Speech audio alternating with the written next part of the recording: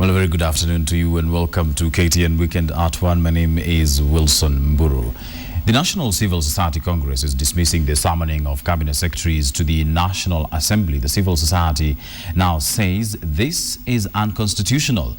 Officials of the Congress further claim that the establishment of county development boards and water development funds interferes with the principle of separation of powers. The issue of the county development boards and the issue of the ward development funds, you see clearly the impunity with which our legislators at both levels of government are conducting their affairs. And we are saying that both these go against the principle of separation of powers. Creation of this so-called Committee of General Oversight, for sure, is a very backward move. You cannot have different oversight committees which have specific mandates and then pretend that then you have all these committees coming together to form another oversight. Well, schooling for pastoralist children is often interrupted as families migrate in search of pasture and water. This, alongside poverty, has affected the education standards in pastoralist communities. Close to 10,000 students drop out of school annually in Isiolo County, and Deputy President William Ruto is now asking stakeholders to table a report on this grave matter. KTN's Karen Derry has just returned from Garbatula in Isiolo South and brings us details of this story. Here though is a sneak preview of what's coming up tonight. Friday morning in Sericho, Isiolo South constituency. The sun, in its usual fashion, is scorching in this semi-arid land. And on a weekday like this, you'd expect these children to be in class, but no. Here, they while their time away in the villages. Many of the school-going children do not attend school, and a few of those who do only get religious instruction at madrasas. It is a state of affairs that seemed to have caught the attention of Deputy President William Ruto when he visited Garbatula High School recently. Ruto then went on to demand a report from the stakeholders on why about 10,000 children in Isiolo County drop out of school annually. Na hatuwezi kufanya mchezo. Serikali tutaweka miguu yetu chini. Every person must play their part. We do not want jokes. We do not want games. We want to change the trend of education in Isiolo. Now be sure to join Karen Derry with more information on this matter in our evening bulletins. Let's move on. 80% of pupils and students have admitted to taking drugs without the knowledge of their teachers. This is according to a study conducted by the National Authority Against Alcohol and Drug Abuse, NACADA. The study sampled 17 regions in the last 3 months. NACADA has now put school principals on notice, saying that school officials will be reprimanded if their pupils or students are found to be abusing drugs. We are going to make it mandatory that NACADA will have to satisfy every school clean. That means we are going to use electronics, we are going to use the sniffer dogs, we are going to use any system available to do random check so that every parent who sends a child to school is assured that it's a safe place. And in a likely event that you are persistently showing over 50%, then we will have no alternative than to take every legal step available to close down and shut down the school. Now, Kenya loses about 2 billion shillings annually due to cyber fraud and other related cases. This is according to the Kenya Cyber Security Report for 2014. A damning statistic that security experts now say cannot go unnoticed. Cyber-related fraud, however, persists despite government efforts to set up a cyber crimes unit in the police force. And as KTN's Timothy Otieno reports, fraudsters are unrelentless in their quest to take advantage of the public's seeming low level of cybersecurity awareness. Every day, hundreds of determined Kenyans leave their homes in search of employment opportunities available in the Kenyan job market. The internet is one avenue among many where several Kenyans log onto to gain meaningful employment. It is this avenue that led 24-year-old Mercy, not her real name, straight into the hands of an online fraudster. He emailed me the company portfolio and everything and told me that I should first fill some forms and send my CV online. The man in question, a Mr. Lens O'Neill Shireka, used the internet claiming to be working for Transfreight Limited, a logistics company with a base in Kenya. 2 days later, I was told I have been chosen for the position. They have looked at my CV and everything, and they have chosen me. So they told me they'll get to me later. 27-year-old Magdalene Wanza also fell victim to the same online fraudster. He called me and said, okay, Magdalene, go and check your mail. So I went and I found they call it the pre-interview form. The claimed form, without a proper letterhead, no physical address or contacts, interestingly raised no eyebrows for the two ladies. You can't suspect because he's so professional. In exchange for the new job position, Lens asked for a small token. We are just trying, so if you can send something like Kalanch, in fact he said Kalanch too, you won't mind. This position was for many people, but you're the one who's chosen, so you just have to give like 5,000. Then later he told me, or even 2,000. To verify these claims, we sought to set a trap for the alleged fraudster. Hello. Hello, sasa. Sorry. Mimi naitwa Catherine Afula. Natafuta job. Yes. Hebu acha nikufuatie email eh? Acha nikufuatie email eh? Nimetatuma hapo kama itakuwa communicate na wewe. A few days later, he asked for a token. I'll give you a formal communication tomorrow. Okay. Okay, sasa wewe utakuja mimi hata chai kidogo. Nini hiyo? Ya chai. Wacha nisuta nipigie kesho nione kama naweza kutafuta. Sawa, ya chai tu hata ile mbili peke yake. Magdalene parted with 3,000 shillings, after which her calls to Mr. Lens went unanswered. Mercy, who had applied for an administration assistant position, on the other hand, was lucky enough to suspect foul play. He's like blackmailing you. He's saying, you know the position, I'll give your position to someone else if you don't send the money. Kenya is believed to lose billions annually due to cyber-related fraud, hence the reason the government came up with the National Cybersecurity Master Plan. The best way of managing cybersecurity is working through a multi-agency operation. It's not just the Ministry of ICT. It brings together all security sector institutions. According to the Kenya Information and Communications Act, a person who intentionally uses a computer system with fraudulent intent of procuring an economic benefit commits an offense and is liable to a fine of 5 million shillings or a jail term of up to 10 years. Our attempts to reach the officials of the said company bore no fruits, and the hunt for Lens Shireka is on as he is currently under investigation by the police cybercrimes unit. Magdalene and Mercy, however, have a message to all Kenyans who may unknowingly fall victim to such fraudsters. You should not act out of desperation or like just be yourself. Advise people not to send any money to any job you have applied for, and without even going to those offices and confirming there's something like this. According to the Communications Authority of Kenya, 22.3 million Kenyans use the internet. Now this comes in the wake of both government and private enterprises digitizing most of their activities. But the elephant in the room will, however, remain on whether Kenyans can clearly distinguish between genuine online jobs and fraudulent ones. Timothy Otieno, KTN. The monster that is the internet, one needs to be very careful. Let's move on. He is one of the 3 Kenyan Defence Forces soldiers who were dismissed following claims of looting at the Westgate Mall, and now Victor Ashihundu is threatening to sue KDF for wrongful termination. But as KTN's Catherine Omando reports, the military stands by its ruling.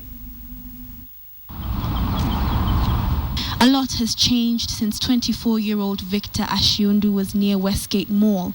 The building is no longer under siege, and he can no longer call himself a soldier of the Kenya Defence Forces. His somewhat downfall began on the 22nd of September 2013 at 3 a.m. when he and other officers were ordered to man the grounds and control the crowd at Westgate Mall when the crisis was at its peak. On the 23rd, the situation had calmed down and a Mr. Ramji Patel approached Ashiundu for assistance. So he came and approached me and told me that it was to escort him to the mall. He has a shop there of electronics. So I went with him. There were two. I went with them. I and my colleague escorted him. There was a laptop on the table there. So he told me to take the laptop. So I told him, why do you want me to take the laptop? He told me, even if you left it here, it's spoiled. You just have it for yourself. As they were leaving the mall, Victor was apprehended by one of his superiors who questioned him. I told him I was carrying a laptop and I was escorting this Indian man to look after his shop. So he told me, give me the laptop and surrender your ID to me. So I do as he had ordered me. 2 days later, investigations into Victor Ashiundu's actions began. So they told me, you are the one who is drinking and looting while people are at war. I told him, no, I'm not drunkard, I'm sober. I was taken to DOD. DOD recorded statement. I told them that this laptop had been given. Then they examined me. I was sober. So they told me, if you are sure this laptop has been given, let's wait till tomorrow in the morning. We're going to ask the person who have given it to you. By this time, rumors that KDF soldiers had looted shops in the mall were rife. They told me people have stolen things in Westgate. I should reveal those people who have stolen those things so that they can release to me. So I told them, no, me have been here since on Monday at night till today. It was on Wednesday. So how can I know whoever have stolen things there? So they told me, because you don't want to say them, you'll remain here. So they closed me inside there, they locked me there. I spent 10 days inside there. We asked Victor if he felt that he was a scapegoat, a means for the military to clean up an otherwise messy reputation at the time. So I know I'm a sacrificial lamb. Because when I went there to see my boss to ask him how my case was, he told me if I could not have gone home, my commanders are the one who could have gone home. Victor was subsequently charged and sentenced. His only witness was the senior officer who accused him of stealing. Victor wanted Mr. Patel to testify on his behalf, but officials said that Mr. Patel was a civilian and therefore could not enter the Kahawa barracks where the case was ongoing. KTN contacted Ramji Patel, who corroborated Victor's claims. There was this in Nakumat when we went, we talked to the owner, and he agreed because it was raining, and we told him to take it as a gift on a humanity basis. If it helps him, well and good. If it doesn't, bad luck. Yeah, and in fact, we had written a statement saying that he had not stolen it. Ramji also gave a written statement to the court-martial. According to this soldier, if an officer receives a gift, he must declare it to his superior. However, he was intercepted even before he could declare his so-called gift. When contacted, the military spokesman, Colonel David Obonyo, said due process was followed in Victor's case, and if he feels aggrieved, Victor has the right to appeal. However, it would seem that Victor has more than an appeal planned. They have actually, I want to go and to take them to court because I want justice. Because that case has no really justice. Catherine Omwando, KTN. Now, the world marks the International Day of the Girl Child today amid growing concerns of gender discrimination, inequalities between boys and girls, and also gender violence. KTN's Lofty Matambo returned from the Gabab area of Garissa County, where these discrepancies are only too clear. They have moved from place to place in the past 2 years, all in search of water and pasture as a result of lack of rainfall. This is the community around Gababa area in Garissa County. But there is a hidden victim every time drought hits this area, that is the girl child. This is a special manyata in this area. It hosts a total of 57 girls who were left behind by their parents as they went in search of water and pasture. The boys always accompany their parents, but not the girls. 13-year-old Hothan Naste is in Standard 7 at Gababa Primary School. She is one of these girls. Hothan has been here for the past 8 months. She misses her parents.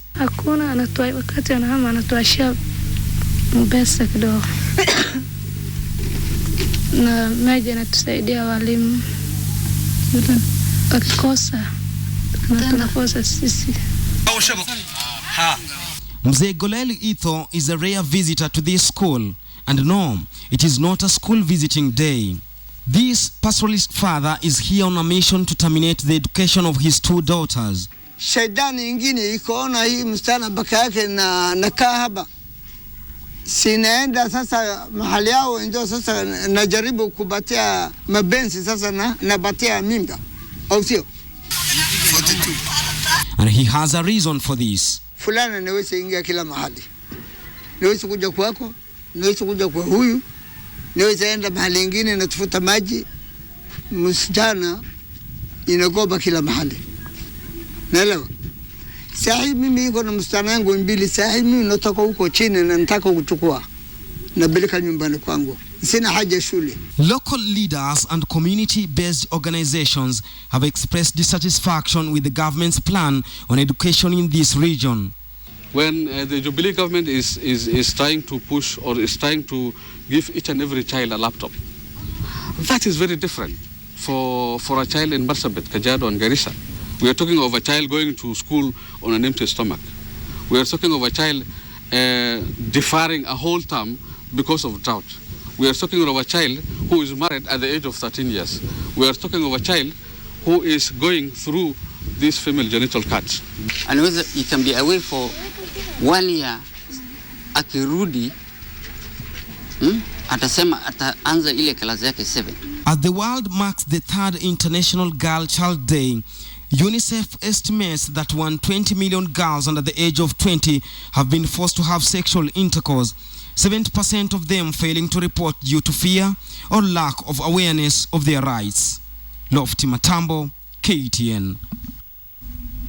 Well, we take a short break now, but don't you go away. When we come back, I'll be back with the day's sports. Keep it KTN.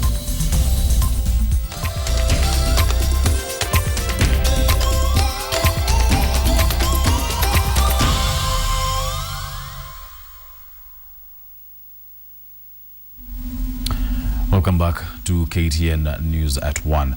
Now, Vivian Cherotich, who is the 2011 double world champion, has been out of competition for slightly over 2 years after she took a break to start a family together with her husband, coach Moses Kiplagat Kirui. The proud parents to a baby boy who turns 1 in just a week have already embarked on a tough training regime, with Vivian hoping to bounce back to competition shape in time for the upcoming athletic season. Cherotich spoke to KTN on finding a balance between training and parenthood. Sai still trying her best.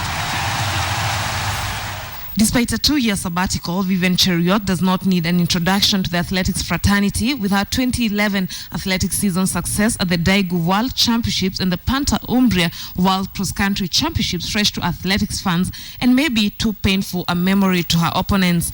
Having been a full-time athlete since she was 14 years, Vivian is still adjusting to a different phase of her life, motherhood.